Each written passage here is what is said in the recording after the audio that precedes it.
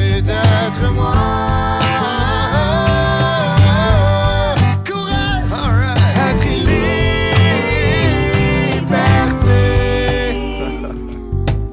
Bonjour tout le monde, bienvenue au balado Être et liberté, un balado financé par les fonds de recherche du Québec qui vise à améliorer, bonifier la santé mentale, le bien-être et la persévérance scolaire des étudiants postsecondaires et des jeunes de 18-30 ans en abordant les thématiques telles que le développement identitaire, l'authenticité, le sens à la vie, la résilience et différents concepts de psychologie positive. Donc, je m'appelle Rémi Paré-Beauchemin, je suis étudiant au doctorat en éducation à l'Université de Sherbrooke et j'ai la chance aujourd'hui d'avoir deux merveilleuses invitées, la professeure Alexa Martin-Story et aussi Catherine Giguère. Bienvenue à vous deux.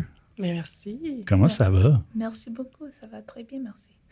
Merci d'avoir accepté d'être ici aujourd'hui pour parler de développement identitaire et de stigmatisation également. Donc, j'aimerais vous introduire un peu à tout le monde ici. Donc, Alexa, vous êtes professeure au département de psychoéducation à l'Université de Sherbrooke. Vous êtes aussi membre du GRIS, qui est le groupe de recherche et d'intervention sur les adaptations sociales de l'enfance. Vous êtes également la titulaire de la chaire de recherche du Canada sur le développement psychosocial et la stigmatisation. La chaire de recherche du Canada, c'est quand même un très grands honneurs parce que c'est beaucoup de fonds pour financer vos projets de recherche. Est-ce que vous aimeriez nous expliquer un peu sur quoi vous travaillez? Oui, oui, tout ça c'est vrai. Et essentiellement, je suis un psychologue développemental, mais je me trouve dans un département de psychoéducation qui est une super belle opportunité pour moi parce que mes collègues m'aident tellement au niveau de la mobilisation des connaissances et l'application des connaissances en lien avec ma thématique. Mais ce qui m'intéresse beaucoup, c'est le développement des adolescents et des jeunes adultes et surtout comment avoir les identités stigmatisées impacte ce développement. Donc, je suis très intéressée dans les façons dans lesquelles le stigma se manifeste dans la vie des adolescents et des jeunes adultes. Par exemple, par la victimisation par leur père, par la violence en couple, par la violence sexuelle et aussi les facteurs qui augmentent ou diminuent le risque de vivre la stigmatisation et finalement les processus de risque et de résilience qui augmentent ou diminuent ces expériences pour bien expliquer le bien-être psychosocial auprès de ces populations. Wow, c'est vraiment intéressant. On est choyés de vous avoir aujourd'hui pour parler de ces différentes thématiques-là. Et quand vous avez nommé les pairs, je crois que vous entendez PAIRS, donc un peu pas le papa, mais plutôt les pairs qui sont un peu les autres adolescents autour de... De plus en plus, je regarde le contexte familial, mais c'est surtout comme PAIRS. C'est ça, exact. Je suis désolée, mon prononciation, c'est pas toujours tout à fait intelligible sur les pères et les pères. Non, mais en fait, moi-même, quand je dis les pères ou les pères, je prononce de la même manière. Donc, je fais juste toujours préciser pour qu'on puisse savoir exactement de qui on parle. Aujourd'hui, on va parler autant de l'adolescence que aussi des 18-30 ans. Et on a Catherine Giguère qui, ici, se joint à nous. Oh, on a les orages aujourd'hui. Je pense que tu es une invitée fracassante, il faut croire, avec le timing du tonnerre. Donc, Catherine Giguère, tu es éducatrice spécialisée de formation. Tu es aussi étudiante en 3e année au Centre de relations d'aide de Montréal. Je l'ai-tu bien? Oui, tu l'as eu. Pour devenir thérapeute plus tard. Oui, exactement. Est-ce que tu aimerais te présenter un peu plus? Exactement. Dans le fond, je suis en 3e année au CRAM, qu'on appelle le Centre de relations d'aide de Montréal, qui est fondé par Colette Portelance, qui est une école qui forme des thérapeutes en relation d'aide, donc apprendre à vivre en relation, que ce soit avec des pairs, que ce soit avec des amis ou en couple. Puis c'est une approche qui est non directive, donc on travaille la première année à être meilleur, dans le sens être meilleur en relation. Donc la première année, c'est du travail de soi. 2e année, on apprend c'est quoi le métier de thérapeute, puis la 3e année, là, même en 2e année, on le met en pratique, puis on a des clients et on fait du relationnel individuel, comme on peut faire aussi des thérapies de couple par après, pas des relations, mais des formations beaucoup plus précises. Donc, formé en deuil, formé en relation, de couple et avec les enfants. Donc, moi, je fais la formation de base, mais après ça, j'aimerais ça me spécialiser avec des enfants parce que c'est ma clientèle que j'aime beaucoup. Donc, oui, je suis éducatrice spécialisée avec des enfants en garderie avec un trouble du spectre de l'autisme pour la plupart. j'ai 24 ans et je suis aussi membre de la communauté LGBTQ+. Donc, je suis très contente d'être ici, un peu nerveuse, mais j'ai hâte. J'ai vraiment hâte. Excellent. Ben, je suis content de t'avoir ici, vraiment. Donc, on va parler aujourd'hui de développement identitaire, on va parler de stigmatisation, puis aussi, avec ce balado-là, j'essaie de déconstruire certains mythes sur, justement, c'est les différentes thématiques qu'on aborde. Puis aujourd'hui, j'avais un mythe que je trouve quand même particulièrement important, c'est croire qu'on peut seulement être qui les autres ou la société nous disent que nous sommes. Je trouve que c'est un mythe qui nous affecte beaucoup, tous, et l'idée, c'est justement trouver, est-ce que c'est vrai, d'abord? Si c'est pas vrai, qu'est-ce qu'on peut faire pour leur faire face? Puis au final, vraiment avoir une identité qui que j'appelle épanouie, qu'on se connaît bien. On est capable aussi d'affirmer qui l'on est d'une manière qui est libre. Être et liberté, c'est un peu le titre du balado, mais c'est un peu ça aussi. Donc, je voulais commencer avec, tout d'abord, Alexa. Vous êtes titulaire de la chaire de recherche du Canada sur le développement psychosocial et la stigmatisation. Qu'est-ce que c'est d'abord le développement psychosocial? Puis pourquoi c'est important? Donc, lorsqu'on parle à propos de développement psychosocial, c'est un peu un terme parapluie pour décrire plusieurs différents types de développement. Donc, on parle à propos de le développement socio-émotionnel, on parle à propos de le développement associé avec la santé mentale, on peut parler à propos de le développement au niveau des amitiés, des relations interpersonnelles. Et essentiellement, c'est un grand panier de différents concepts qui sont assez fortement interreliés, surtout lorsqu'on parle à propos des êtres humains, mais spécifiquement lorsqu'on parle à propos de l'individu au cours de le développement, parce que on sait que les êtres humains sont typiquement des êtres sociaux, donc il va y avoir des liens assez forts entre le développement, entre les aspects sociaux de le développement, les aspects émotionnels.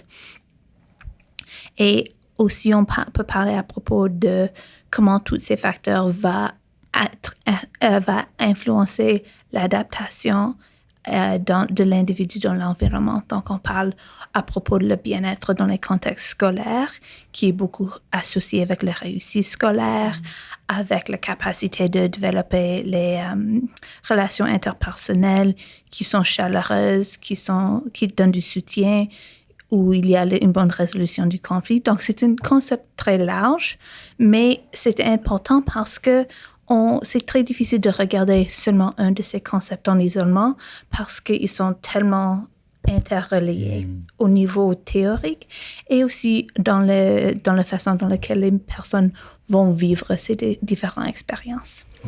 Okay. Dans le développement psychosocial, ce que j'entends, c'est qu'il y a justement différentes compétences. Il peut y avoir les compétences plus de régulation émotionnelle, compétences, les habiletés sociales aussi. Est-ce qu'il y a d'autres choses comme la résilience, l'identité? Quel genre de compétences qu'on peut retrouver exactement? Mais je pense que c'est difficile de séparer ces différents types de compétences. Évidemment, une des choses qu'on sait à propos... Donc, une des choses qui nous intéresse beaucoup lorsqu'on parle à propos de le développement psychosocial, c'est l'identité. Mais dès le milieu de ce siècle, avec le travail des chercheurs comme par exemple Harry Stack Sullivan, on sait que les jeunes se construisent leur identité beaucoup comme basée sur la réflexion de leur environnement.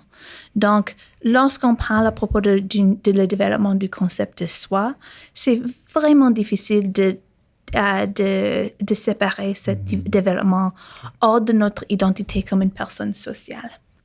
Donc, lorsqu'on parle à propos de l'identité, le développement de l'identité serait beaucoup influencé par les messages qu'on reçoit de nos autrui et aussi notre identité projette à nos autrui beaucoup d'informations à propos de nous. Donc, c'est vraiment un système qui est dynamique et, de mon point de vue, très intéressant à étudier.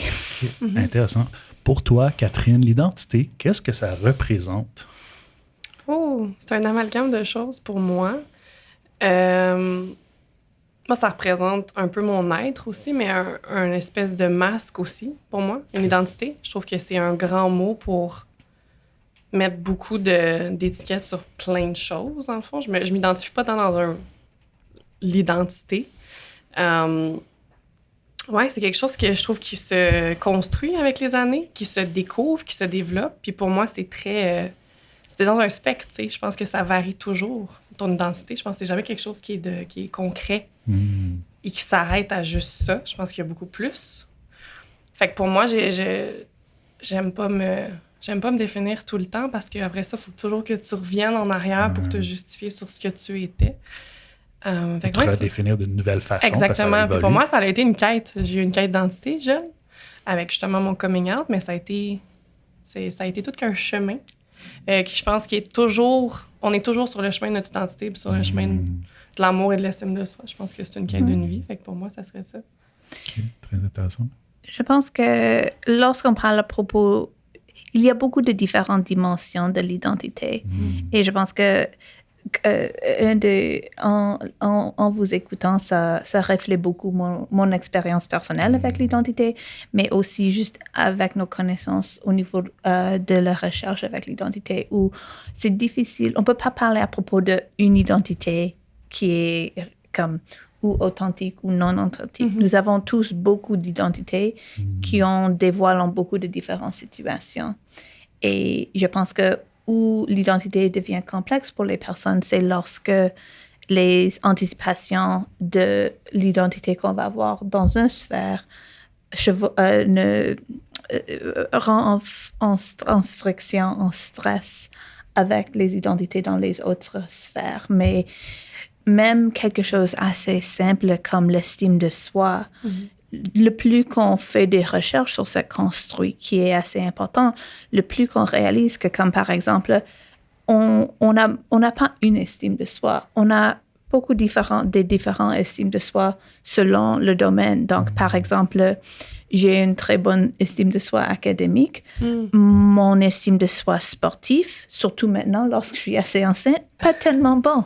Mais comme ce serait bizarre de dire est-ce que votre estime de soi est haut ou bas. C'est difficile de dire parce que c'est vraiment relatif à le domaine dans lequel on se regarde. Parce que comme personne pense... malheureusement, il y a les personnes qui pensent qu'ils sont bonnes à tout ou des personnes qui pensent qu'ils sont mauvais à tout, mais ni l'un ni l'autre de ces personnes est correct, selon moi. Je suis d'accord. J'avais jamais pensé au fait que l'estime, c'était relatif dans certains domaines, tu sais. Parce que moi, je suis plus visée dans le niveau relationnel. Fait que souvent, quand on dit à un client, tu t'estimes pas assez, c'est au niveau de prendre sa place dans le couple, au niveau de s'abandonner ses patterns. Mais j'avais jamais pensé à comment tu peux t'estimer dans un sport, t'estimer au niveau académique, au travail. Fait que c'est le fun de penser à ça et de voir la complexité. Ouais, que j'avais jamais pensé. Le mythe qu'on aborde aujourd'hui, croire qu'on peut seulement être qui soit les autres ou la société nous dise que l'on est. Qu'est-ce que vous en pensez? Est-ce que vos premières réactions à ces messages-là, des fois, que j'ai l'impression qu'on peut recevoir de la société, de tout bord, de tout côté? Oui, bien, moi, je pense que beaucoup de monde le ressentent. Je pense qu'il y a beaucoup de jugements puis de... Tu sais, on voit tellement de choses, on est tellement baigné dans des stigmatisations, des préjugés, des jugements. Je pense qu'il y a un certain âge, il faut que s'en déconstruire. Puis je pense qu'il faut regarder aussi vers nous, à se dire qu'est-ce qui fait qu'on porte autant de jugements. T'sais? Je pense qu'il faut tourner le regard vers soi puis se dire, quand je juge aussi, c'est parce que je me juge moi-même. T'sais, ça part beaucoup de nous. Je pense qu'il y a un travail au niveau de la société à se regarder puis à se dire pourquoi on porte autant de jugements. Fait que moi, c'est ça que je trouve difficile, c'est que je pense que oui, ça l'atteint beaucoup de personnes, puis je le vois avec des enfants. Je le vois à un jeune âge. Puis ça me fait mal parce que tu te dis, mon Dieu, à 18 ans, 25 ans, il va plus penser ça. Il va se construire, puis il va voir que c'était banal à ce moment-là, mais ça reste qu'ils vivent quand même beaucoup de jugements. Puis ça, je trouve ça vraiment triste. Aujourd'hui, je peux pas dire que j'en vis beaucoup parce que je pense que j'ai cheminé, là, mais j'en ai vécu énormément, puis j'ai déconstruit ça au fur et à mesure, mais c'est encore présent. Fait que je pense que c'est un travail de tous les jours à se dire, j'ai un jugement, OK, pourquoi je ressens ça? Qu'est-ce qui fait que dans ma construction personnelle, dans mon enfance, dans comment j'ai été élevée, qui vient de moi, là, que c'est pas mal ça, oui. C'est intéressant. J'ai l'impression que dans ce que tu dis, il y a comme un peu ces jugements-là qu'on peut recevoir de l'extérieur de nous, en quelque sorte, la société, notre entourage, les inconnus, peu importe.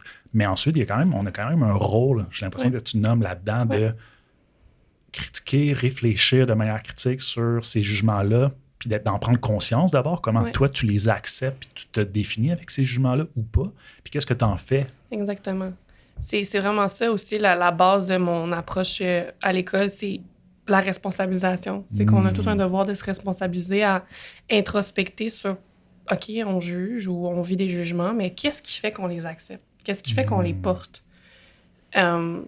C'est là qu'on change souvent. Parce que quand on accepte qu'on a un jugement, on peut se dire, OK, je vais le déconstruire, tu sais. Puis c'est ça, c'est prendre conscience qu'on en a à la base.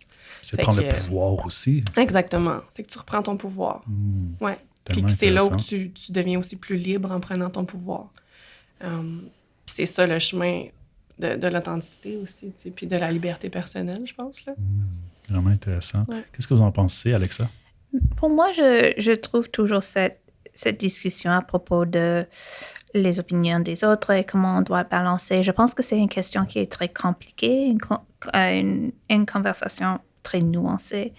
Et je pense que lorsqu'on pense à propos de ça en lien avec les trajectoires développementales, évidemment, il y a, et je dis ça comme une personne ou un de mes collègues est maintenant 3 ans et demi, où j'utilise pas, je ne dirais pas la pression, mais non, c'est la pression sociale. Par exemple, ce matin, on a eu une conversation. Lorsqu'on est en train de manger, on ne touche pas nos pieds avec une cuillère.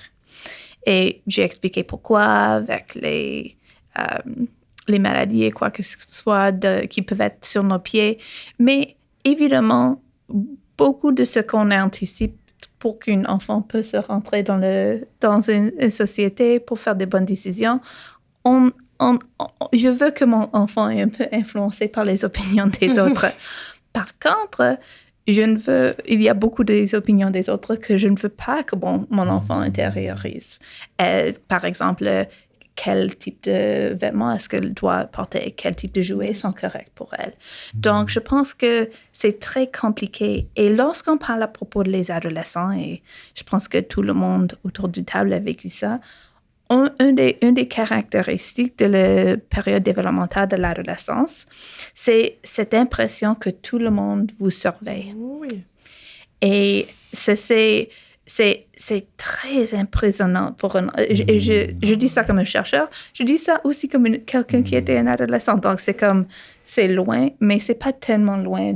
Et c'est lorsqu'on sort de cette période développementale, de plus en plus, on réalise que la majorité du temps, les autres personnes ne pensent pas à propos de nous. Ils pensent d'eux-mêmes. Ils pensent à eux-mêmes. Oui, exactement. Exact. Et c'est super libérant au niveau de vivre d'une façon qui est authentique.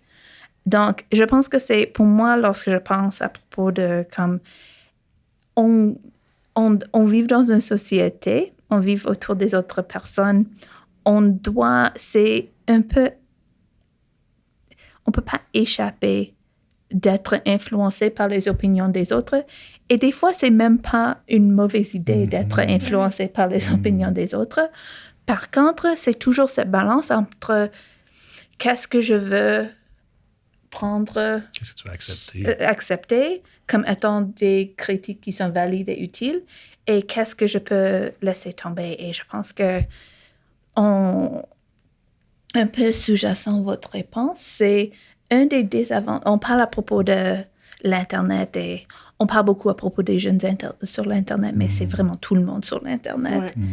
Et une des choses qui est difficile à propos de l'Internet, c'est que ça augmente le volume des personnes qui nous critiquent. C'est pas comme les personnes dans nos villages ou les personnes dans nos écoles et je ne veux pas dire que juste avoir les opinions négatives de ces personnes n'est pas assez stressant, mais c'est comme des milliards de personnes qui sont maintenant capables de commenter et de s'exprimer d'une façon beaucoup plus permanente et beaucoup plus visible.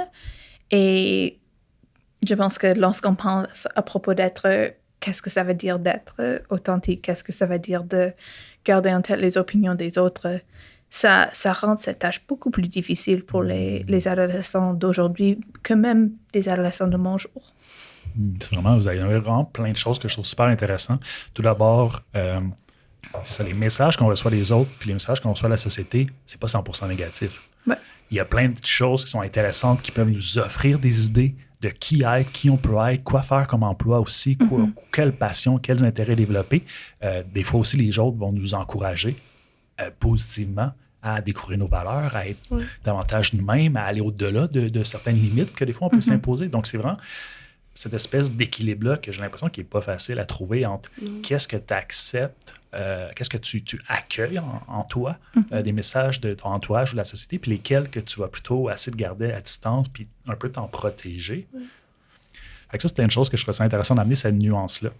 Vous avez nommé aussi à l'adolescence, et aussi, j'inclurais le jeune adulte là-dedans. Pourquoi? Moi, ce que j'ai lu un peu dans les recherches, c'est que le développement identitaire, c'est comme une des caractéristiques les principales ou une des tâches développementales les principales à l'adolescence, qui se poursuit aussi au début de l'âge adulte. Puis ça serait 2 périodes vous pourrez vraiment compléter parce que vous êtes plus experte que moi dans ce domaine.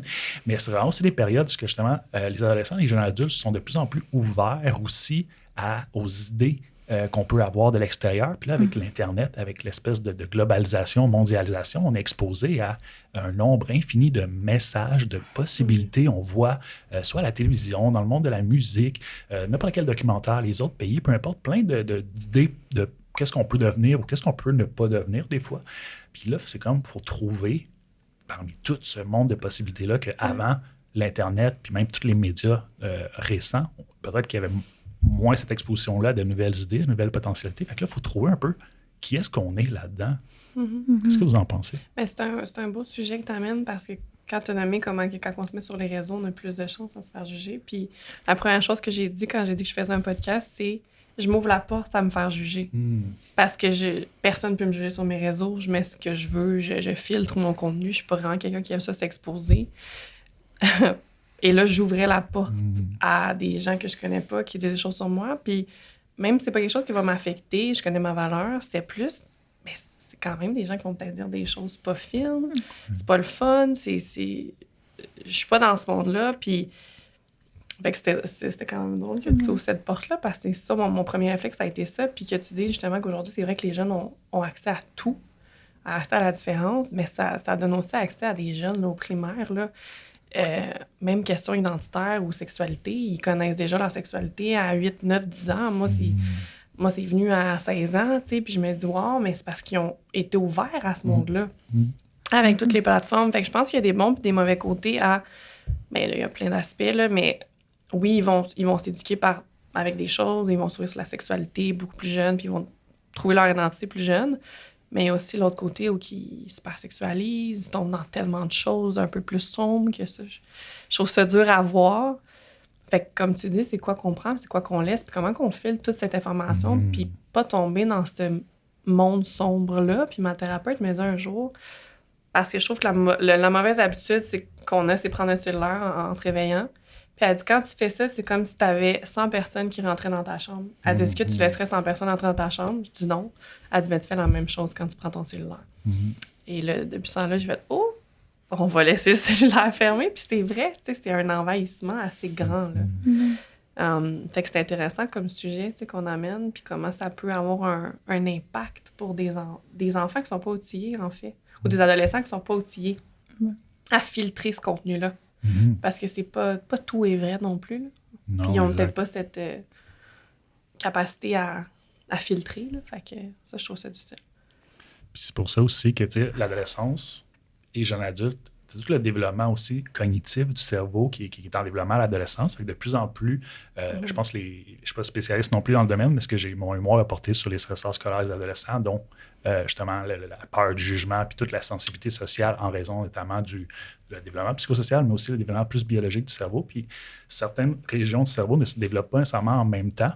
Fait que ça fait que tu peux avoir une plus grande sensibilité justement aux opinions des autres jusqu'à temps que tu puisses aussi davantage penser de manière critique, de manière abstraite sur qui tu es, puis prendre un peu plus de pouvoir en quelque sorte sur justement être moins identifié par rapport à ce que les autres te disent. Fait que, tu sais, je trouve ça intéressant que le développement identitaire commence à l'adolescence, mais ensuite, j'ai l'impression que 18-30 ans, on a peut-être encore plus les compétences, entre autres cognitives, notre cerveau étant plus mature pour reprendre une certaine possession de qui on est, au lieu de peut-être qu'à l'adolescence, on s'identifie peut-être un petit peu plus avec qu'est-ce que les autres nous disent, avec la société, les images, les icônes qu'on voit dans la musique, les films, etc.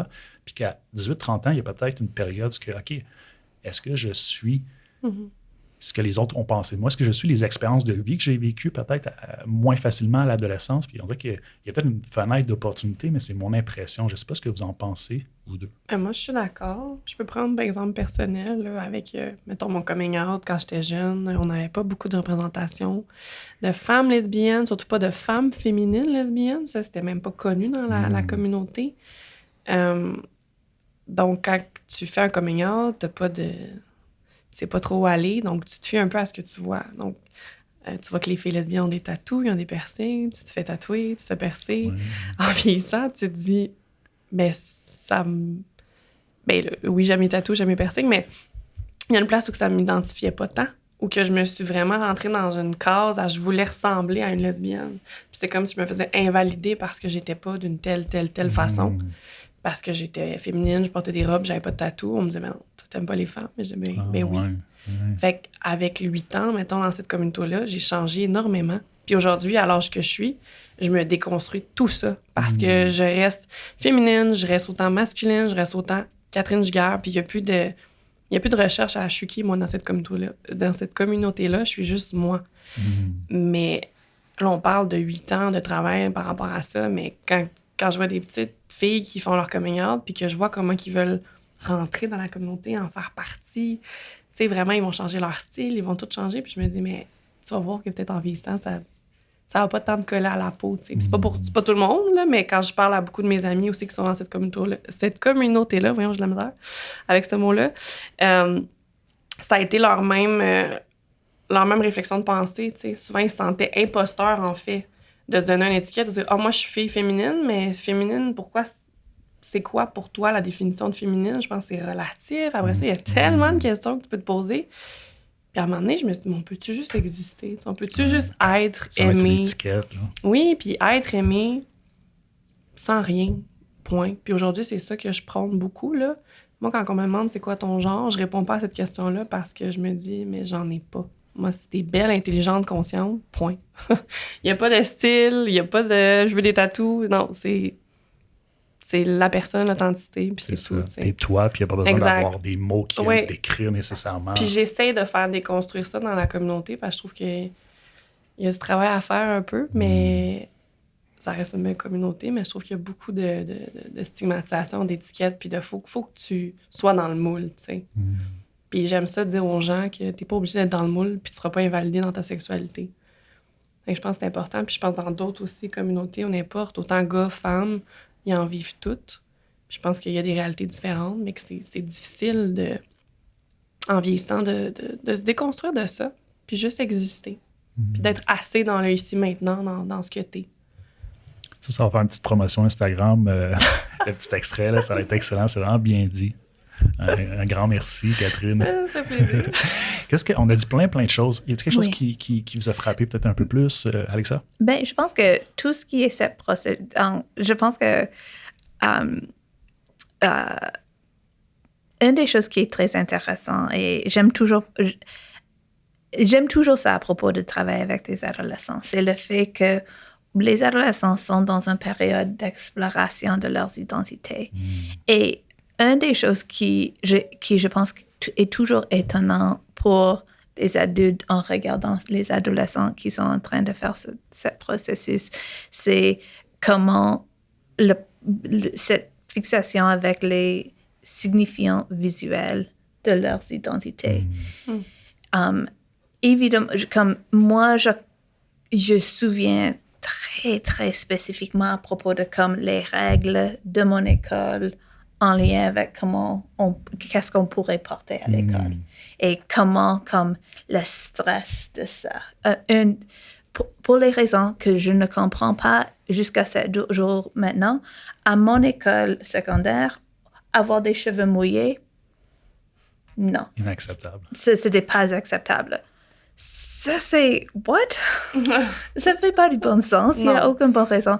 Mais je pense que et surtout lorsque les gens vont et je pense que on voit ça beaucoup avec les jeunes avec des à identité, minorité sexuelle, minorité de genre, où il y a tant de stigmas et autour de cette exploration que c'est très fréquent que les jeunes vont adopter un style très spécifique et très en lien avec qu'est-ce que c'est une lesbienne ou qu'est-ce que c'est une personne queer. 100%. Et comme encore, c'est pas bon, c'est pas mauvais, c'est juste évidemment, ça serait lorsqu'on regarde un groupe de jeunes avec ces identités, ils se regardent tellement semblables que ce serait une grande coïncidence si ça serait le méthode préférable de tous ces jeunes de se présenter. Ce serait une grande coïncidence. Mais je pense que ça nous montre l'importance de faire partie d'un groupe, d'être accepté par un groupe et aussi de comme visuellement se présenter comme partie d'un groupe. Et je pense que comme avec beaucoup d'autres types d'identités, par exemple, mon identité comme membre de mon famille. Moi, je regarde beaucoup comme beaucoup de membres de mon famille. Donc, je ne dois pas changer mes vestiments ou quoi que ce soit, mon coupeur de cheveux, pour regarder comme mes parents, mes tantes, mes oncles, mes cousins. Mais lorsqu'on veut développer cette identité queer, je pense qu'on n'est pas en relation avec ces personnes. C'est pas comme on n'aurait pas les mêmes couleurs de peau, on n'a pas les mêmes couleurs d'yeux. Donc, une des choses que nos communautés font pour se auto-rassembler, c'est d'aller vers une uniformisation au niveau vestimentaire. Mais une des choses qui est super à propos de passer au-dessus de cette période adolescente, c'est qu'on peut commencer tranquillement de réexplorer quels éléments de ce style fonctionnent pour moi et est-ce que j'aime et quels peut-être je vais laisser à côté pour les autres personnes à apprécier. Mais comme je pense que lorsqu'on regarde la recherche développementale sur le rôle de ces... Pourquoi les adolescents sont tellement intéressés à communiquer à propos de comme leur groupe social avec leur vestiments et des choses comme ça, c'est beaucoup en lien avec développer cette identité de groupe pour qu'ils peuvent facilement s'identifier, qui va leur soutenir, avec qui est-ce qu'ils sont en sécurité, parce qu'on sait que ça, c'est un grand danger pour les jeunes issus des communautés à minorité sexuelle et de genre. Et juste savoir, être capable de regarder quelqu'un et savoir que ça serait une personne qui va être plus en sécurité et qui va valoriser mon identité. Ça, c'est comme... Je pense qu'on peut... Des fois, les choix que les jeunes font faire, pour moi, sont un peu étonnants, mais communiquer cette sécurité à un autre, ça, c'est... ça vaut la peine. On comprend pourquoi on investit tellement dans les vestiments, dans les... Le style, les cheveux, parce que télégrapher à tout le monde cette sens de communauté, avec qui je serai en sécurité, ça fait beaucoup de sens pour moi.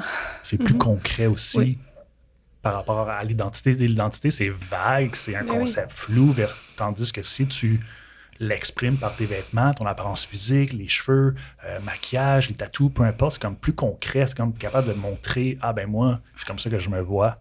Puis voici un peu mon identité, même si c'est juste une petite facette de l'identité, mais au moins c'est quelque chose sur lequel ils ont du contrôle, j'ai l'impression. C'est comme un peu un moyen aussi d'explorer. Est-ce que j'aime ce à quoi je ressemble, puis est-ce que j'aime les autres personnes avec qui je m'affilie un peu par ce style vestimentaire-là ou n'importe quel visuel avec ton corps, en quelque sorte. Je pense qu'il y a une place aussi qu'on n'avait pas le courage, adolescent, de...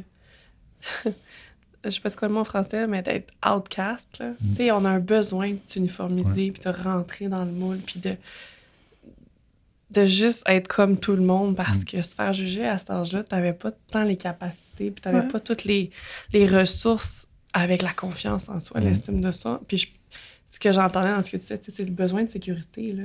C'est le besoin d'être en groupe, puis de se faire aimer d'un groupe.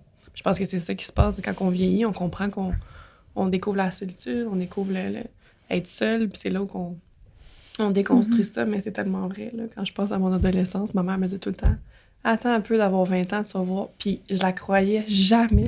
Et il y a un jour que je lui ai dit, t'avais raison. Oui. Elle m'a dit, je te l'ai-tu pas dit? J'ai dit, oui, mais quand t'es là-dedans, tu crois pas que ça va passer, Ouais. tu sais. T'es tellement dans un mal-être. Ouais. Puis je trouve ça tellement triste. Puis en même temps, c'est correct parce que ça fait partie du développement normal, mais mon Dieu, que c'est pas facile. Fait que pour tous les adolescents, là, lâchez pas. vous allez y arriver. J'ai l'impression qu'il ressort aussi votre discours. C'est comme si à l'adolescence, on a besoin d'aller s'affilier avec certains groupes ou avec certains styles pour un peu justement trouver notre identité.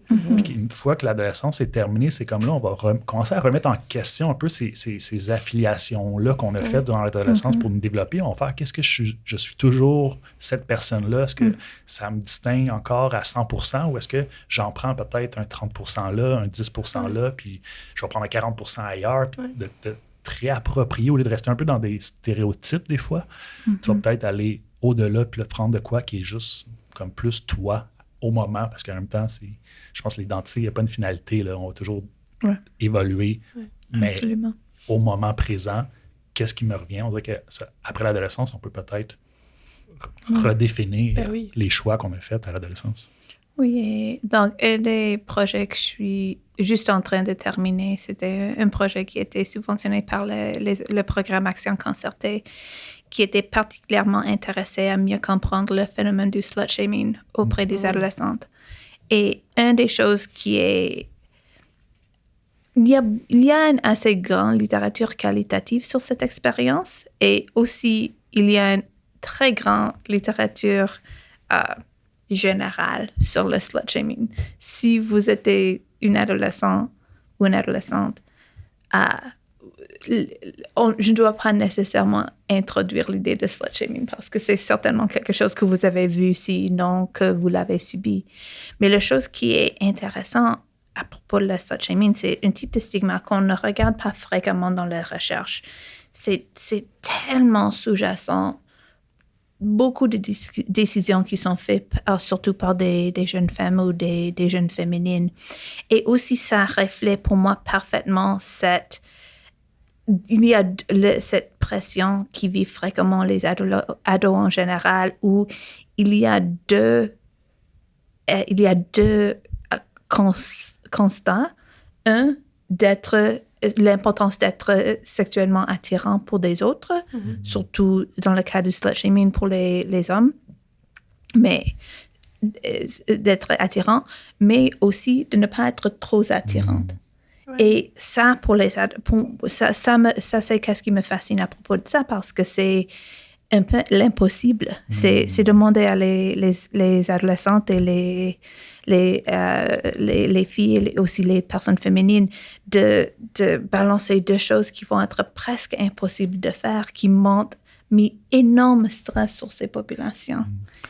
Et je pense que lorsqu'on parle à propos de construire une identité, ça c'est juste un exemple très clair d'une situation où il y a deux constats qui ne peut pas être réconciliés. Mais je pense que lorsqu'on parle à propos de beaucoup d'identités stigmatisées, c'est les jeunes qui vivent la même chose, où il y a beaucoup de pression de vivre d'une façon authentique, mais il y a aussi beaucoup de pression de vivre d'une façon qui conforme à les normes sociales assez strictes.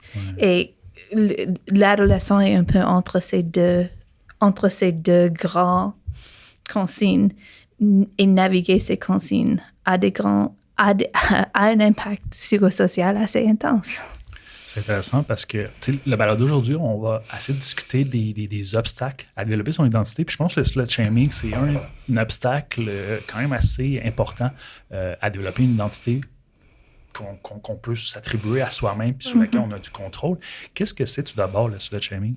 Donc, la façon dans laquelle nous avons le défini, et c'est essentiellement lorsque quelqu'un est victimisé ou verbalement, physiquement ou relationnellement pour être perçu comme étant trop sexuel, trop sexualisé ou pour engager en trop de comportements sexuels. Toutes ces trop sont en guillemets. Parce que, évidemment, la chose qui est le plus important à propos de slut-shaming, c'est que mon définition personnelle de ce qui est trop sexuel c'est par rapport. Mais aussi, juste l'idée qu'il y a un bon niveau de sexualisation, ça, c'est un concept qui est comme assez abstrait. Mais c'est vraiment le stigma et les conséquences du stigma social en lien avec étant perçu comme étant trop sexuel. Selon les normes, selon l'espèce de conformité, de cette espèce de pouvoir de conformité. Là. Oui, ben il y a un gros double standard. Là, Oui, en société, absolument. Là, avec, mettons, un garçon qui a couché avec tel nombre de filles, c'est un winner. Puis une fille qui a couché avec tel nombre de gars, c'est slut-shaming. Puis c'est pas beau. Puis je me dis, mais ta sexualité, ça t'appartient. Ça n'appartient pas à personne. Puis ce double standard-là, c'est sûr que je le vis pas parce que dans la communauté, bon, je le vis pas. Je l'ai pas. Mais j'ai des amis qui le vivent. Puis je me dis, mais ça part de où, tu sais? Qu'est-ce qui fait qu'on vit ça? Bon, ça doit partir de très loin, là, j'imagine. Tu sais, je le vois avec des bébés. Un petit garçon qui tape un ami, on dit, bon, sois doux. Puis quand une petite fille, elle se fâche, non, là, tu vas être douce, t'es pas censé faire ça, une cocotte. Puis on le fait sans même s'en rendre compte. Puis quand je m'arrête, je oh, non, là, tu sais, on l'instaure à 6-8 mois, là. Je pense qu'il y a une façon aussi qu'il faut changer de l'éducation qu'on fait. Un garçon, ça doit être doux aussi. Comme une petite fille, si elle crie, elle a le droit. C'est correct. Puis je trouve ça dommage que les petites filles vivent autant de slut-shaming. Moi, ça me sidère. C'est vraiment... Moi, je trouve ça juste triste, en fait, parce que je pense à moi, adolescente, puis tu as parlé tantôt de plaire aux hommes. Moi, c'est comme ça que j'ai su que j'étais lesbienne. C'est parce que jeune, je pensais qu'il fallait que je plaise aux hommes, donc j'avais des rapports avec des hommes. Mais j'étais pas nécessairement attirée, puis je me posais pas plus de questions. Puis c'est après, quand j'ai connu ma première copine, que je me suis remise en question. Puis j'ai fait, mais pourquoi je couchais avec des garçons si j'aimais pas ça? Mais j'avais le désir de plaire qu'on m'avait instauré. Oui, 100%. C'était pas par mon père, c'est pas par ma mère, c'est vraiment juste par tout ce que je voyais autour de moi. C'était ça que je voyais, moi. C'était ça la norme, là. C'était tu couches avec des gars puis tu te poses pas de questions. Mais aujourd'hui, la chose que je vois qui a changé chez les ados, c'est qu'ils ont quand même une ouverture à plus grand que juste avoir un homme ou que la communauté est là, elle est présente, puis ils ont beaucoup de représentation. Fait que souvent, ils ont plus d'ouverture quand même au niveau sexuel. On en parle plus. Oui, on en parle plus. Mais j'imagine que c'est encore présent beaucoup, le slut-shaming.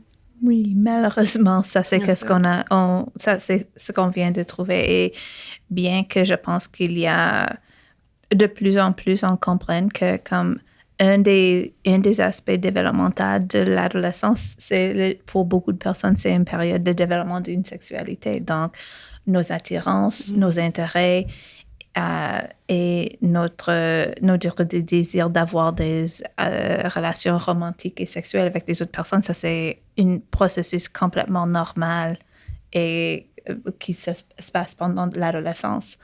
Mais je pense que encore, il y a toujours ces expectations que les filles ont certains rôles de genre spécifiques en lien avec la navigation de ce système. Donc, bien que je pense qu'il y a beaucoup plus d'opportunités pour les filles et les garçons et les personnes non-binaires de vivre cette transition d'une façon plus authentique, je pense qu'il y a encore beaucoup de messages à propos de comme faire cette balance entre être attirant mais pas trop attirant. Ça reste malheureusement assez constante.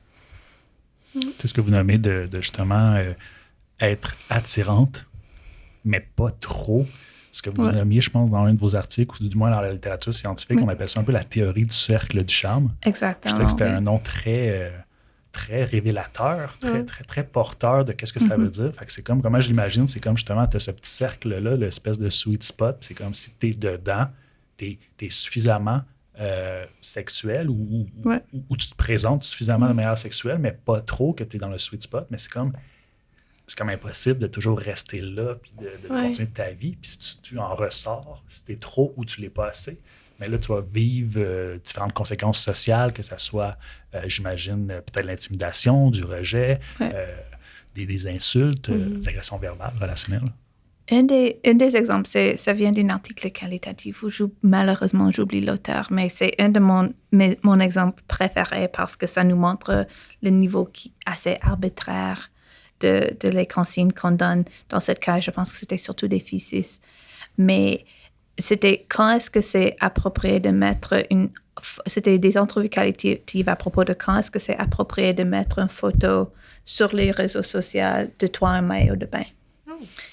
Et évidemment, il y a une partie, je suis une femme de 40 ans, je suis comme, est-ce que ça c'est une question sérieuse? Mais je pense à propos d'être un ado et je suis comme, oh non, ça c'est une question super sérieuse pour un ado. Et essentiellement, les règles, comme les adolescentes dans ces entrevues comprenaient, c'est que si vous étiez comme dans une situation naturelle, comme dans une piscine ou à un étang, là c'est correct de mettre une photo de toi en maillot de bain. Mais si vous êtes comme dans votre salle de bain ou dans une situation pas naturelle, là, c'est slutty de faire ça. Et au niveau comportemental, c'est le même comportement. C'est une personne dans un maillot de bain. Comme il y a...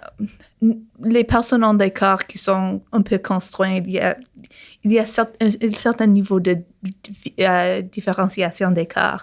Donc, c'est un peu comme un maillot de bain, c'est un maillot de bain. Mais tout qui est cette, comme, et puis naviguer cette règle, lorsqu'on est un adolescent, je suis heureuse que je ne dois pas le faire, mais je pense que comme ça parle vraiment à le fait que, oui, on parle à propos de cette cercle où c'est important de montrer votre corps, mais dans les situations très spécifiques, parce que sinon, c'est vu comme on veut une mauvaise attention. Oui, je comprends ce que tu veux dire. C'est comme le contexte. Ils doivent jouer sur le contexte, tu sais. Oui. Et je trouve qu'ils doivent toujours être dans une ligne fine de « Ah, mais je suis à la piscine, c'est correct. » Mais s'ils le font dans leur salle de bain, là, c'est jugement. Le jugement, ils ont le droit, tu sais. C'est fou, hein? Et vous êtes, comme un adulte, c'est un maillot de bain, mais évidemment, lorsqu'on parle à propos de cette cercle, comme c'est naviguer cette cercle, c'est très stressant et c'est beaucoup comme qu'est-ce que ça veut dire au niveau d'être authentique, d'explorer l'identité, etc. Oui. Vous avez donné l'exemple du maillot de bain, mais j'ai l'impression que c'est juste... On a pris un exemple, mais on peut tellement généraliser cet exemple-là à plein d'autres comportements. Puis, est-ce que... là, on a parlé beaucoup des filles. Est-ce que, justement, c'est la stigmatisation, les stéréotypes, les doubles standards, un peu tous ces obstacles-là à développer une belle identité pour soi, est-ce que ça affecte différents groupes de manière différente ou plus certains groupes que d'autres? Là, on parle, mettons, garçons, filles, on parle communauté LGBTQ. Il y a plein d'autres groupes aussi sociaux qu'on peut déterminer. Fait que, qu'est-ce que vous en pensez, vous? Mais je pense qu'une des choses qui est assez claire lorsqu'on regarde, par exemple, la littérature sur qui vivent l'harcèlement sexuel, qui vivent la violence sexuelle, etc., c'est que chez les filles, c'est beaucoup cette sexualisation, ces processus-là. Et il y a d'autres stress minoritaires, il y a l'homophobie, il y a la transphobie, etc. Et je ne veux pas dire que ça, ce n'est pas un problème chez les filles, mais c'est comme vraiment, c'est vraiment ce processus de sexualisation qu'on voit beaucoup dans la littérature. Pour les garçons, c'est presque exclusivement est-ce que vous êtes assez masculine? Oui. Donc, lorsqu'on regarde, par exemple, qui vivent le harcèlement sexuel auprès des garçons, c'est beaucoup en lien avec est-ce que vous êtes suffisamment masculine pour... Selon notre définition de qu'est-ce que c'est. Et encore, c'est très arbitraire. Un des meilleurs articles sur ce sujet est passé par C.J. Pascoe, qui parle beaucoup à propos de comment les garçons utilisent les insultes homophobes, un peu, non seulement parce qu'ils pensent que une garçon est gay ou bisexuel ou queer ou quoi que ce soit, mais beaucoup juste pour réguler la fémininité auprès de leur père. Donc, par exemple, porter une chemise jaune. Dans l'entrevue, ça me frappe toujours parce qu'il y avait un garçon qui... tous mes amis ont lancé les insultes homophobes vers moi parce que je portais une chemise jaune. Qui encore, c'est très arbitraire. Pourquoi jaune et féminine et pas vert ou rouge ou... C'est pas à moi de décider quelles sont les couleurs qui sont féminines auprès des ados, mais je pense que ça nous porte un autre exemple de comment vivre comment l'homophobie peut être utilisée, surtout pour blesser les personnes issues de ces communautés, mais aussi pour régler les comportements de tous les jeunes. Oui, effectivement. Je trouve ça vraiment triste que chez les hommes, c'est beaucoup la masculinité, tu sais. Qu'un homme doit... même pas un homme, ils sont même pas des hommes, là, à l'adolescence. C'est des, Oui. c'est des ados, là, qui doivent être masculins, qui doivent être ci, qui doivent être ça. Je veux dire, je m'entraîne depuis longtemps, puis à toutes mes gyms que j'ai fait, le 3/4, c'est des adolescents de 15 à 16 ans qui qui prennent des suppléments à plus savoir quoi faire. Puis moi, je me dis, mais mon Dieu, les garçons, attendez votre vingtaine, vous allez grandir, vous allez pousser, vous allez prendre en masse musculaire. Puis moi, je me souviens des garçons avec lesquels j'étais au secondaire, ils étaient des grands, minces, puis c'était ça, puis c'était correct. Puis je me dis, des fois, je m'en vais les voir ou qu'on parle, ou des fois, de quel âge? J'ai 15, puis le gars, il est 3 fois ma shape, là. Mais j'en reviens pas, je me dis à quel point il y a une pression, là. Puis en plus que là, le gym est accessible à beaucoup plus, on le voit énormément. Mais je trouve ça tellement dommage, parce que oui, les femmes vivent beaucoup au niveau de la sexualisation, mais les hommes en vivent beaucoup au niveau du manque de sensibilité, puis de la sensibilité, la vulnérabilité, c'est pas correct, tu sais. Puis s'il y avait un changement au niveau qu'un homme a le droit de pleurer, un garçon a le droit de pleurer, un garçon, c'est vulnérable. On a toutes les deux énergies à travers nous, là, autant comme une fille peut être plus masculine et féminine en même temps, là. Un homme reste féminin et masculin, là. On a les deux, là. C'est pas, un vient pas sans l'autre, là. Dans la vie, je pense que tout a une polarité. Puis je trouve ça dommage. Vraiment. Et je le trouve, parce qu'une des choses qu'on voit, c'est, par exemple, il y a beaucoup de recherches pour comment, et encore, c'est une recherche qui est assez binaire, mais comment est-ce qu'on peut encourager les filles et les femmes vers les professions STEM, comme sciences, technologie, en génie et machine. Je ne sais pas je ne sais pas si c'est un acronyme qui fonctionne en français, désolée. Mais essentiellement, moi, je suis totalement d'accord que les personnes, les filles et les femmes, si elles s'intéressent dans ça, doivent avoir une plateforme où ils peuvent explorer ses intérêts et peuvent engager dans ces professions. Mais je pense que également, j'aimerais voir beaucoup plus d'interventions développées pour encourager les hommes vers les professions qui sont catégorisées comme plus féminines, parce que on a besoin des infirmières, on a besoin des personnes qui travaillent dans les CPE, on a besoin de beaucoup de personnes dans les professions qui sont typiquement vues comme féminines. Mais je pense qu'il y a beaucoup moins de garçons, de programmation pour encourager les garçons qui ont des intérêts dans ces domaines-là, de les poursuivre, même si, et comme encore, je pense que c'est super bon d'encourager les filles, les femmes et les personnes féminines d'explorer comme les sciences et les technologies et tout ça. Je ne peux pas décourager ça de tout, mais je pense que également, on doit penser à propos de comment nos stéréotypes à propos de la masculinité vont prévenir certains hommes et garçons et personnes codées d'une façon plus masculine de trouver le passion de leur vie avec, par exemple, l'éducation primaire ou quoi que ce soit. Et oui, je pense qu'il y a une place qu'il faut briser des stigmas là, dans toute cette construction-là des emplois. Tu sais. Puis je me souviens encore au cégep qu'on se battait pour faire avoir des stages rémunérés, parce que j'étais en éducation spécialisée, puis tous les domaines majoritairement féminins, on n'était pas rémunérés, tandis que tous les domaines majoritairement masculins, autant ingénieurs, autant les techniques informatiques, ils se faisaient payer leur stage. Puis on s'est battu pour ça, puis on a eu une certaine rémunération du gouvernement, mais ça reste que c'était rien comparé à eux qui étaient payés 20 de l'heure, puis nous, on avait une compensation de 1200. Là. Tu sais, c'est encore ça, puis tu te dis pourquoi? Il y a de quoi à déconstruire là-dedans, là, tu sais. Il y a vraiment ce que je comprends, c'est qu'il y a vraiment des espèces de...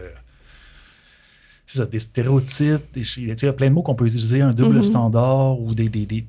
C'est comme si la société nous disait, selon si c'était un gars ou une fille, mettons le sexe, garçon-fille, au-delà de l'identité de genre. Si t'es un garçon ou une fille, voici un peu qu'est-ce qui est permis que tu sois. Selon les emplois, selon ton style vestimentaire, selon même ta personnalité, ton tempérament. On parlait, les garçons ne pleurent pas nécessairement, ce qui n'est pas vrai, là, mais ce qui n'est pas encouragé. Les filles, ça doit peut-être rester plus calme, peut-être plus douce, versus l'inverse, ça va être un peu moins bien vu. est-ce qu'il y a des choses qu'on peut faire, selon vous, pour faire face à ces messages-là qui veulent peut-être nous influencer à aller dans certaines directions spécifiques, mais si nous, on ne veut pas vraiment aller dans ces directions-là, ou on ne veut pas apporter ce chapeau-là ou cette identité-là sur soi, est-ce des choses qu'on peut faire pour un peu s'en libérer, faire face, puis au final, être qui nous, on souhaitons vraiment être, ou l'explorer du moins? Tu voulais commencer? Ben, je pense que je suis une psychologue développementale, donc je pense qu'on doit considérer ce problème d'une façon développementale. Donc, je pense que ça commence dès la petite enfance. Un des grandes théories au niveau de le développement du genre a beaucoup d'éléments cognitifs ou essentiellement, lorsqu'on parle à propos des très jeunes enfants, une des choses qu'ils doivent faire, c'est d'être capable de diviser le monde en catégories. Et ça, c'est naturel. Les enfants ont besoin de mettre le monde en catégories cognitives parce que sinon, il y a trop d'informations. Mais nous, comme les adultes, nous formons les catégories, nous les attirons à les catégories qui sont importantes. Donc, si on divise tout par garçons et filles, si on met les garçons ensemble et les filles ensemble, si on monte des expectations différentes, ça montre à les enfants, dès les très jeunes âges, le genre, ça c'est une des catégories les plus importantes. Et ça leur aide à comprendre leur monde et qui est leur capacité de développer cette compréhension de leur monde est très naturelle. Mais on a notre obligation, si on veut créer un monde qui est plus égalitaire et où il y a plus d'exploration d'identité de genre, si on explicite l'importance des différentes catégories, ça va changer les catégories que les enfants voient. On voit, donc lorsqu'on parle à propos des stéréotypes, ils augmentent jusqu'à l'âge de 5-6 ans, puis ils commencent à diminuer. Puis on voit une autre augmentation à l'adolescence. Et je pense que où les choses deviennent plus complexes, c'est comment est-ce qu'on adresse ces stéréotypes autour de le genre, autour de la masculinité et de la féminité, autour de l'orientation sexuelle. Comment est-ce qu'on adresse ça à l'adolescence? Et là, on doit prendre... il n'y a pas beaucoup de recherches sur les interventions super efficaces, mais il y a beaucoup de théories qui nous montrent où peut-être nous pouvons aller. Et un peu en lien avec ce que Catherine disait plus tôt, c'est l'importance de créer un climat de relations positives et de créer un climat de respect. Donc, c'est non seulement comme parler à propos ça parle à l'individu, le contexte scolaire, la communauté, créer un environnement où les gens qui s'expriment différemment seraient respectés. Ça, c'est probablement le critère de base parce que les adolescents sont très motivés par le statut.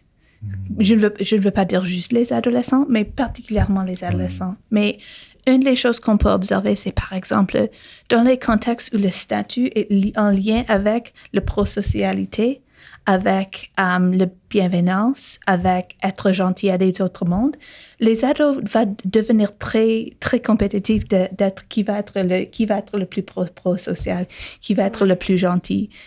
Et encore, c'est une compétition. Ça va pas toujours être positif. Pas tout le monde peut gagner une compétition, mais au moins, ça crée un environnement beaucoup plus sain pour les gens qui sont plus vulnérables et qui sont plus en exploration. Donc, ça serait un peu mon trajectoire développementale d'adresser cette situation.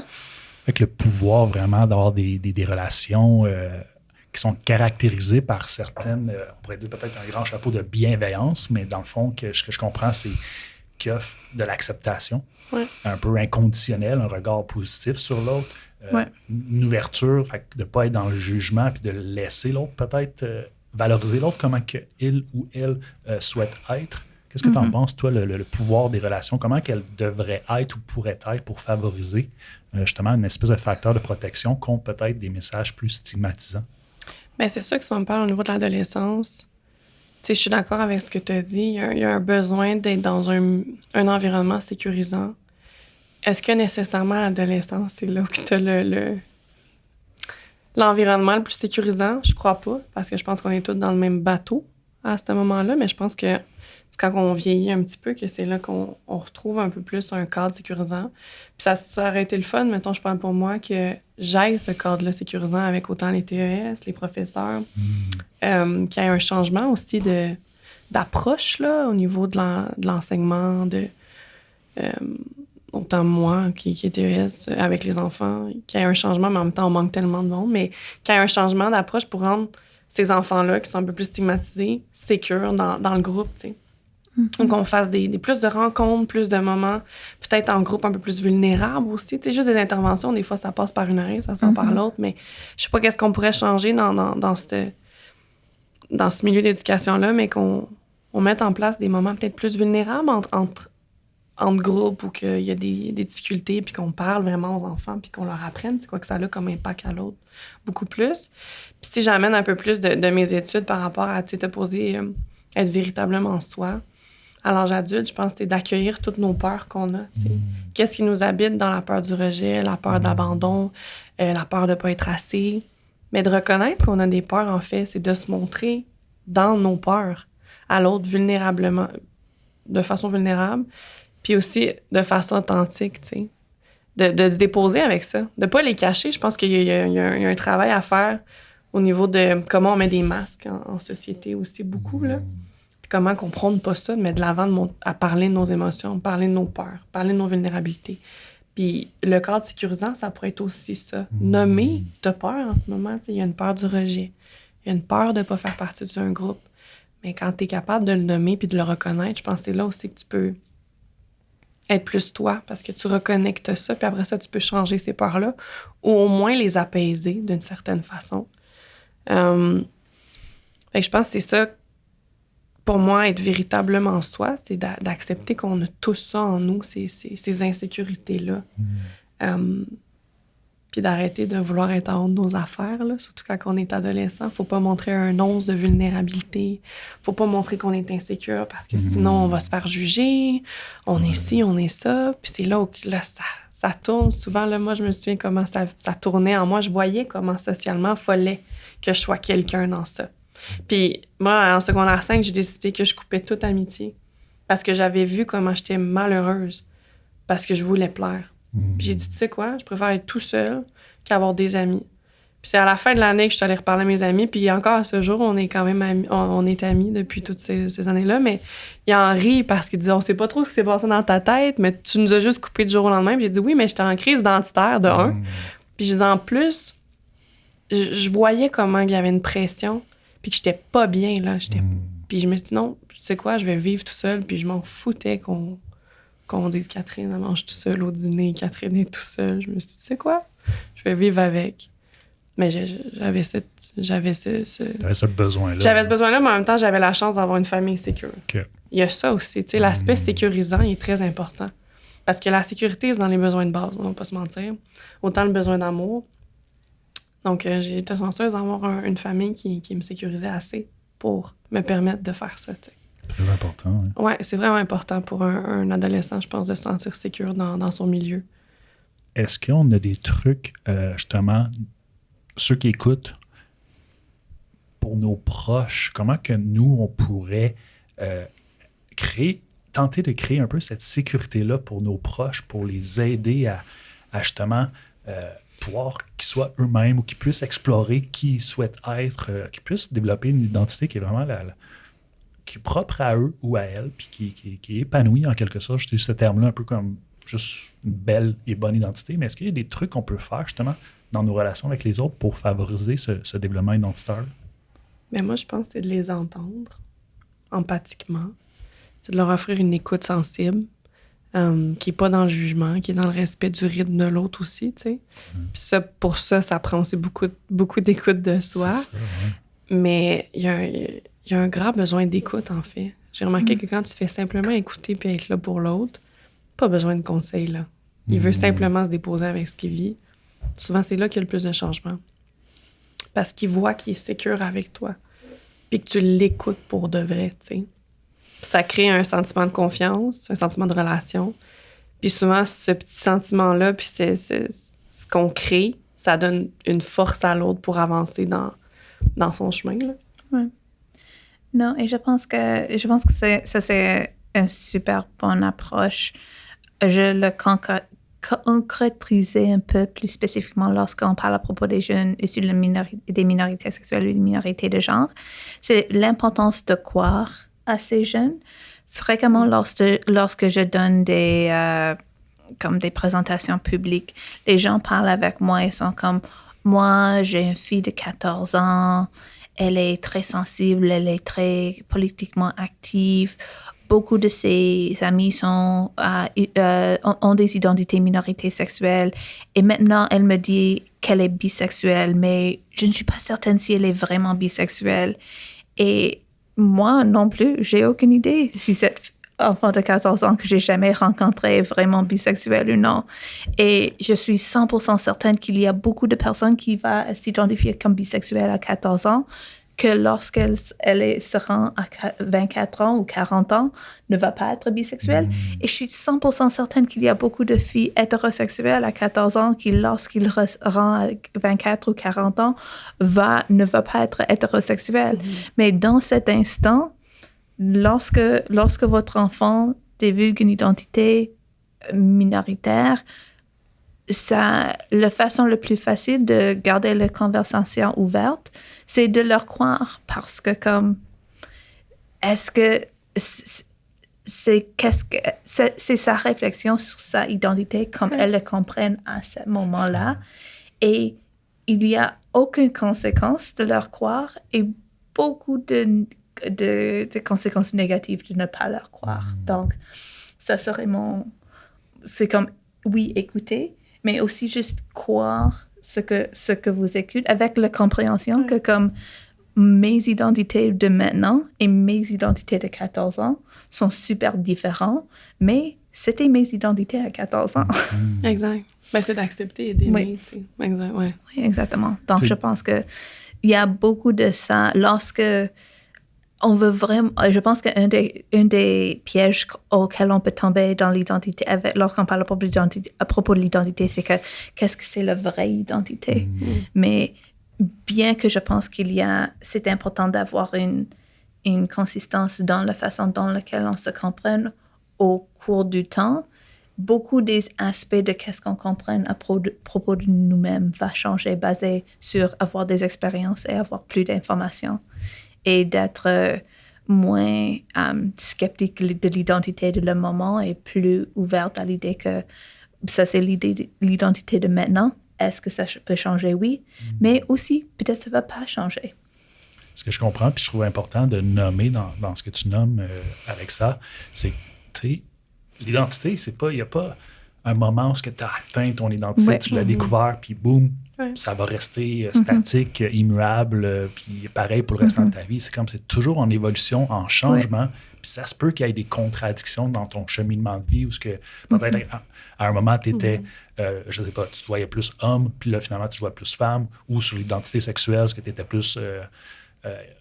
mettons, homosexuel ou plus lesbienne, puis t'es plus, finalement, plus tard bisexuel ou t'es plus hétérosexuel. Fait que je pense que un des messages importants d'aujourd'hui, c'est de peut-être normaliser que l'identité, ça peut fluctuer, ça peut changer, puis l'identité d'une journée ou d'une période de vie, t'es en exploration, t'es en train d'apprendre à te découvrir, puis il n'y a pas de réponse facile. Puis le processus, ça se peut que tu passes par plusieurs identités pour finalement trouver quelque chose qui te rejoint puis qui va continuer de maturer aussi comme n'importe quoi qui est relié à l'être humain. Oui. Et comme, par exemple, pour moi, maintenant, j'ai une identité de mère parce que j'ai une enfant. Si à 24 ans, je n'avais pas une identité de mère, ça étonnerait personne parce qu'à ce moment-là, je n'avais pas un enfant. Et je pense que beaucoup d'identités comme ça fonctionnent dans la vie. On apprend des choses, notre situation de vie change. Il y a les éléments de notre identité qui changent. Comme pour moi, ce n'était pas que j'avais une fausse identité lorsque j'étais 24 ans et j'ai une vraie identité maintenant. J'avais juste des identités qui réfléchissaient mes expériences de ma vie à cette période de temps. Parce que les événements de vie, je pense, peuvent venir influencer comment qu'on se conçoit, comment qu'on se voit, puis comment les autres peuvent peut-être nous voir aussi. Oui. Vous avez nommé tantôt les relations justement comme un bon facteur de protection pour favoriser le développement identitaire. Tu sais, c'est super beau puis vrai, à mon avis, ce que tu as nommé par rapport à être accueillant, offrir la sécurité, mais j'ai l'impression que des fois, ça peut être dur. Parce que des fois, nous-mêmes, on a tous ces jugements-là qu'on peut avoir en tête qui peuvent provenir de différentes expériences de vie, différents messages. Fait que, tu sais, des fois, d'aller offrir cette espèce d'écoute inconditionnelle sans jugement, on dirait que des fois, on va être exposé nous-mêmes à des choses, une espèce un discours intérieur qui peut, dans lequel il peut y avoir des jugements envers l'autre, mais des fois aussi envers soi-même. Tu sais, moi, dans mon propre cheminement identitaire, je voyais que, à un moment donné, j'ai pris conscience que je pouvais juger les autres de la même manière que je me jugeais moi-même. Fait que le jugement que je portais sur les autres, c'était en premier lieu des jugements que je portais sur moi-même. Fait que quand j'ai commencé à tranquillement prendre conscience de ça, j'ai pu tranquillement diminuer le jugement que j'avais envers certaines personnes, mais en même temps diminuer le jugement que j'avais envers moi-même par rapport à ces caractéristiques-là. Fait qu'on dirait que pour offrir un peu ce cadeau-là, cette espèce de belle relation sécurisante, accueillante, bienveillante à un autre, il faut d'abord peut-être être capable de se l'offrir à soi-même. Je ne sais pas ce que vous en pensez. Ben, je suis d'accord. J'avais envie de répondre. C'est pour ça qu'il y a du monde qui paye énormément de thérapeutes. Là. Je pense que c'est de psychologues ou psychoéducatrices. C'est justement pour avoir cette écoute-là qui est beaucoup plus empathique et sans jugement. Moi, ce que j'ai reçu beaucoup dans les clients que j'ai eus, c'était ça. C'était ce qu'ils aimaient, c'était l'écoute ouverte, qu'il n'y avait aucun jugement. Puis c'est vrai. Puis plus que j'ai des clients, plus que je travaillais sur moi, des fois, je me disais, comme tu viens de dire, « Ah, j'ai un jugement, je porte un jugement. Qu'est-ce qui m'appartient? » Puis comment je peux le rendre en douceur à l'autre sans... Tu sais, il faut que tu t'analyses en étant en relation avec l'autre. Je pense que c'est une double écoute qui est difficile, mais effectivement, c'est pas tout le monde qui a cette habileté-là, mais je pense que d'être conscient qu'on a des jugements, déjà là, je pense que c'est une belle chose à prendre en compte, là. Puis d'offrir ça à quelqu'un en retour, de juste être là avec lui empathiquement puis l'écouter. Parce qu'au final, je pense qu'on a tout un chemin différent. Moi, même si je vis des choses où je serais pas d'accord avec ce que la personne fait, ça m'appartient pas. C'est son chemin. Et vice-versa. Fait que je pense que c'est ça, c'est accepter aussi les différences. Moi, je trouve ça beau quand je vois mes clients qui me racontent leur parcours. Je suis comme, wow, j'aurais peut-être pas fait ça, mais c'est beau, puis je te soutiens, puis je te supporte, puis je te connais même pas, tu sais. Fait que je pense que c'est ça aussi, c'est de s'ouvrir à la différence. Puis de trouver... Moi, je trouve qu'il y a une beauté là-dedans, là, puis qu'il y a beaucoup d'amour là-dedans. De la force, puis du courage aussi. Oui, c'est beau, là. Mais t'as raison avec tu sais, comme tu dis, t'as pris conscience de ton jugement, puis comment tu pouvais le projeter sur les autres. Mais c'est juste de se dire, OK, je porte le jugement, puis comment je peux changer ça à la fin, là. Oui, le remettre en question. On en a tous des jugements, là. C'est inévitable, là, je pense. C'est inné, là. Mais, oui. Je vais vous laisser rebondir. Après, on va se diriger tranquillement vers la fin. Fait que je vous laisse. On a parlé de plein de choses. Non, je voulais juste dire que je pense qu'il y a, lorsqu'on regarde la recherche, il y a beaucoup de recherches qui soutiennent l'idée que les gens, les enfants, les adolescents, mais aussi les gens vont fréquemment être plus agressifs envers des autres lorsque c'est lorsque c'est comme un facteur de défense. Donc, par exemple, on sait que les garçons qui policent les plus intensivement le fémininité et masculinité à leur père, comme autrui, pas comme parents masculins, sont aussi les plus policés eux-mêmes. Donc, c'est un processus réciproque où lorsqu'on a un doute, ça nous montre que lorsqu'on a un doute à propos de notre propre capacité de bien vivre ses rôles, on est plus probable de forcer les autres personnes de vivre ces rôles. Et je pense qu'une des choses qui est... ça, c'est comme un plan spécifique d'académique, mais un des plans que moi et mes collègues discutent toujours, c'est lorsqu'on soumet un article puis on recevoir des commentaires. Et des fois, il y a un type de commentaire où on est comme... Ça, c'est un étudiant du 2e et 3e cycle. Parce qu'ils sont tellement agressifs et tellement méchants et tellement peu généreux. Et on sait, lorsqu'on fait cette profession pendant plusieurs années, on reçoit beaucoup de commentaires. C'est comme une réaction pour d'être comme moi, je vais prouver que je suis super bon. Et la façon, c'est que je vais juste être super méchant à propos de cet article. On est comme, calme-toi. C'est aggravant parce qu'on est comme, je dois répondre comme toutes ces questions sont raisonnables, mais je comprends que vous êtes dans une activité de renforcement identitaire et moi, je suis dans une activité de publier cet article et des fois, ce ne sont pas des objectifs similaires. Qui s'entendent bien à ce moment-là. Oui. OK. Alors, on va se diriger tranquillement vers la fin. J'aime terminer avec certaines questions qu'on pose pas mal systématiquement à tout le monde. Fait que là, je vous laisserai choisir. Je vais vous poser 3 questions. Puis chacun à votre tour, je vous laisserai choisir là où les questions que vous aimeriez répondre. C'est vraiment à votre guise. La première question, c'est qu'est-ce que ça veut dire pour vous d'être vous-même? La deuxième question, c'est qu'est-ce qui représente un obstacle à être vous-même? Puis la troisième question, c'est qu'est-ce qui vous aide à être vous-même? Vous pouvez choisir là où les questions. Puis, C'était quoi déjà la première? C'est qu'est-ce que ça veut dire pour toi d'être toi-même? Oh. OK. Je peux commencer, si tu veux. Ça serait super. Oh. Moi, ça serait être moi-même. Pour moi, ça serait être 100% authentique avec ce que je vis dans le ici maintenant. Je pense qu'avec 4 ans de cheminement personnel, j'ai fait un énorme changement, un tri amical, changer de ville, changer de job. Écoute, j'ai vécu beaucoup de changements. Puis pour moi, être moi-même, c'est de me présenter maintenant sans peur, en fait. Moi, j'avais peur qu'on me voie dans ma vulnérabilité, qu'on me voie insécure, qu'on me voie ci, qu'on me voie ça. Puis au final, ça m'empêchait d'exister. Ça m'empêchait d'être moi-même. Ça m'empêchait de rire, d'avoir du plaisir, d'avoir des amis qui m'aimaient aussi, puis d'avoir des relations, en fait, qui étaient nourrissantes. Fait que pour moi, être moi-même, c'est de me présenter tel que je suis dans mon insécurité, mes vulnérabilités, de nommer mes besoins, puis de me responsabiliser dans mes besoins aussi. Je mets plus mon pouvoir dans les mains de l'autre. Je prends action sur ce que j'ai envie, ce que j'ai besoin. Puis je me montre tel que je suis, tu sais. Si je vis une colère, j'en vis une. Je suis pas gênée de la montrer. Si je suis joyeuse, je vais le vivre.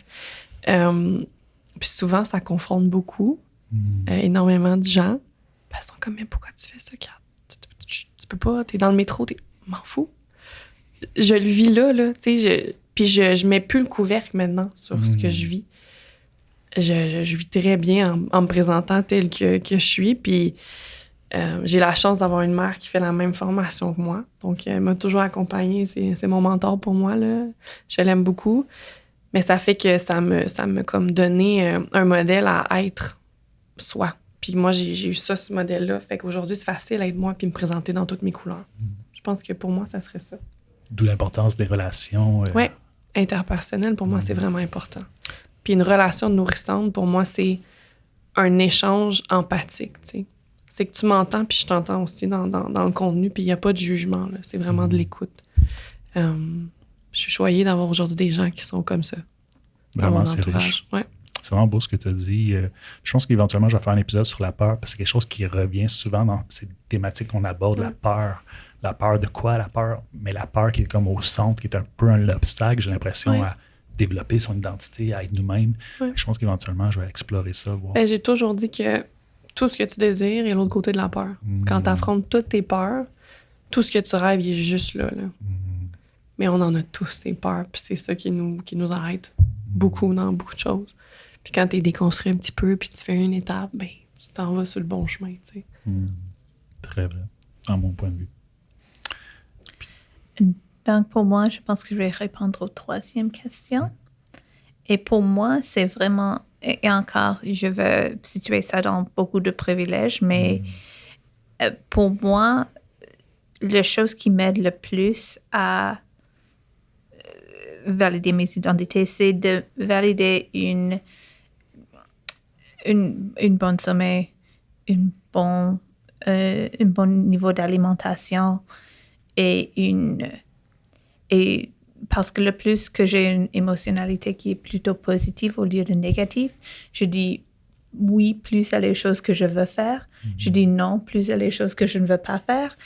Mais lorsque je commence à sortir de ça, je dis non à des choses auxquelles je veux dire oui où il y a des choses où je dois dire non, ça me prend de plus en plus loin et je sens de plus en plus pris. Et ça augmente mon émotionnalité négative, ça impacte mon sommeil, ça impacte mes habitudes de vie, ça impacte d'être une personne qui est présente et heureuse autour de mon conjoint, mes amis, etc. Donc, pour moi, c'est toujours de regarder et de voir comment est-ce que je peux régler... Comment est-ce que je peux régler mon situation pour que je ne fais pas la majorité de mes décisions lorsque je vis des émotions négatives et de garder un sens de calme, d'attendre un peu plus pour que je ne peux pas avoir des visions trop claires. Donc, c'est de ne pas faire des choses trop rapides, surtout lorsque je vis un niveau d'émotionnalité qui est très négatif. C'est tellement vrai. Nos besoins de base, puis moi aussi, je me retrouve beaucoup là-dedans. Je suis capable d'être la plus belle version que je suis quand mes besoins de base sont bien comblés, quand j'ai bien dormi, quand je suis bien nourri, quand je fais un petit peu d'activité physique, juste des besoins de base que pour moi, d'avoir cette sécurité-là. Des fois, une sécurité, on a parlé d'émotive, beaucoup de sécurité émotionnelle, mais cette sécurité-là aussi physique, d'avoir un bon appartement ou une maison où tu es en sécurité. Vraiment, je pense que combler ses besoins de base pour être la meilleure version qu'on peut être, puis qui va être aussi bonne pour plein d'autres choses qu'on veut faire. Là. J'enseigne fréquemment les méthodes quantitatives aux maîtrises.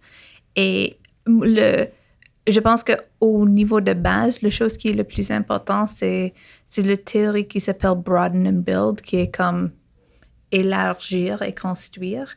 Et essentiellement, c'est une théorie de résilience que lorsqu'on vit beaucoup d'émotionnalité négative, on se concentre et on se fixe sur des objectifs très précis. Et des fois, comme si cet objectif, c'est une ours, ça, c'est une approche qui est super utile. Mais dans ma vie, rarement les problèmes, et surtout avec les statistiques, le problème, c'est rarement un ours. Donc, c'est beaucoup mieux de faire tout ce qu'on peut pour garder un sens de calme, pour que lorsque les choses ne fonctionnent pas, on est capable de bien surveiller notre environnement pour voir quels sont les différents outils, quels sont les différents cheminements que je veux prendre pour résoudre ces problèmes. Parce que je ne veux pas dire qu'il n'y a pas de problèmes où les réponses pointues ne sont pas appropriées, mais chanceusement dans ma vie, ça, c'est très peu des stresseurs que je vis. Dans la majorité des stresseurs que moi je vis, être capable de bien regarder les réactions de mon environnement me sert beaucoup mieux. Et donc, pour moi, globale. Oui. Et donc, ça, c'est pour moi l'approche, la chose le plus importante en lien avec soutenir mon résilience. Excellent. Écoutez, un gros merci. Si on veut vous suivre, vous contacter, si quelqu'un a trippé sur les concepts que vous avez partagés, est-ce qu'il y a des manières de vous contacter ou de... Oui, mon courriel, c'est alexa.martinstory@usherbrooke.ca. Et si vous êtes intéressé de travailler avec moi sur une des idées qu'on a discuté aujourd'hui, je suis toujours heureuse de parler avec des étudiants à propos de leur projet. Excellent. On va rajouter votre adresse dans la description. Super. Excellent. Puis toi, Catherine? Moi, ça dépend. Qu'est-ce que tu as besoin? Là? C'est sûr que tu peux me rejoindre par courriel si jamais je fais encore des séances encore individuelles dans ma formation de thérapie, si jamais. Puis sinon, j'ai mon Instagram aussi que j'imagine que tu vas mettre dans la description. Les bios, c'est ça? Exactement. Oui, la description, exact. OK. Bien, écoutez, un gros merci. Vraiment, ça a été des discussions qui vont être, qui sont riches, puis je pense qu'ils vont être porteuses aussi pour ceux qui vont écouter. J'ai l'impression qu'on aurait pu faire 2-3 épisodes sur tout ce qu'on a dit. Il y a tellement de choses qu'on aurait pu approfondir. Fait que je vous remercie vraiment d'avoir pris du temps aujourd'hui pour participer à cet épisode-là. Mais merci beaucoup. Ben oui, merci à toi aussi. Ben, ça fait plaisir. Pour ceux qui écoutent, j'ai trouvé la bonne caméra. Pour ceux qui écoutent, on vous remercie beaucoup de votre attention. Je m'appelle Rémi Parbeauchemin, je suis étudiant au doctorat en éducation à l'Université de Sherbrooke. On remercie les fonds de recherche du Québec qui financent le balado Être et Liberté. Pour cet épisode-là en particulier, on remercie le Mouvement Santé Mentale Québec et une bourse Mitax Accélération qui a justement aussi fourni des fonds pour cet épisode-là, donc qui rendent possible la création et les discussions sur ce genre de thématiques-là.